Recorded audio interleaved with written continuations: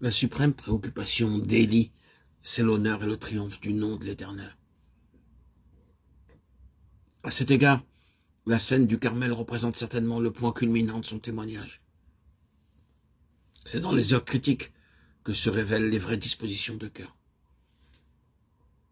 Élie nous apparaît dans une lumière qui ne laisse subsister aucun doute sur sa véritable attitude intérieure. Sa personne, sa réputation, sa vie, il les compromet, là, au suprême degré.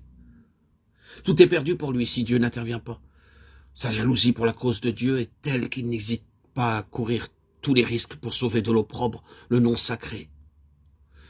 Dieu a été publiquement déshonoré par la nation, et s'il ne saisit pas cette occasion pour restaurer un témoignage à sa souveraineté, c'est en fait de son serviteur. Il n'aura plus qu'à disparaître. Ce qu'il a devant lui, humainement parlant, c'est la confusion et un éternel discrédit. Mais au fond de son cœur, il y a une tranquille assurance que Dieu ne peut pas ne pas intervenir et qu'il interviendra.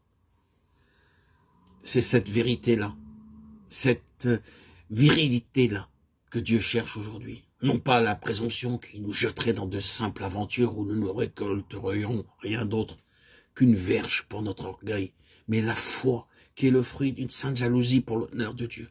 Voilà ce que Dieu attend de nous, voilà ce que Dieu nous demande. Voilà ce que Dieu recherche. Au XXIe siècle de distance, le problème de la souveraineté de Dieu reste le même. Et le témoignage à lui rendre réclame le même courage, la même foi. Si nous faisons sa cause, si nous proclamons que Jésus est Seigneur, Dieu mettra à l'épreuve notre profession de foi.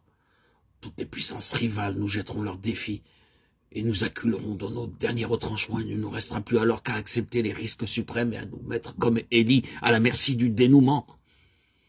Le plus que nous puissions perdre, c'est notre vie. Le Seigneur Jésus n'en vaut-il pas la peine? Mais c'est cela justement le témoignage de Jésus.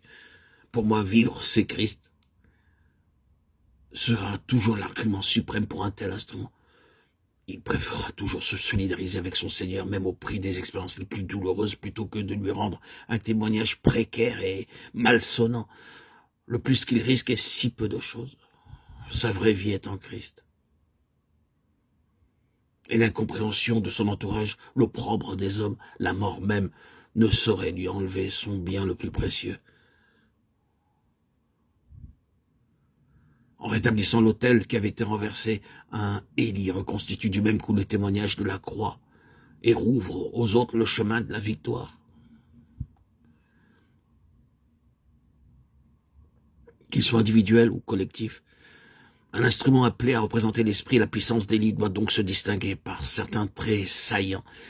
Il y aurait encore beaucoup à dire sur ceux d'Élie, mais nous en savons assez maintenant pour que chacun soit au clair sur l'exemple que Dieu nous propose. Pas de compromis, dépendance de Dieu seul en toute chose, plénitude intérieure, capacité de transmettre à l'entourage quelque chose de cette plénitude qui n'est autre que la vie même de Dieu.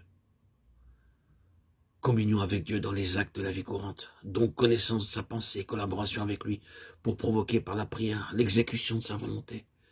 Zèle consumant pour son honneur et sa gloire, toute suggestion d'intérêt personnel étant exclue sans examen.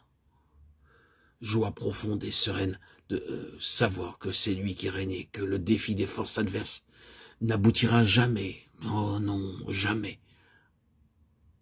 qu'à leur propre confusion.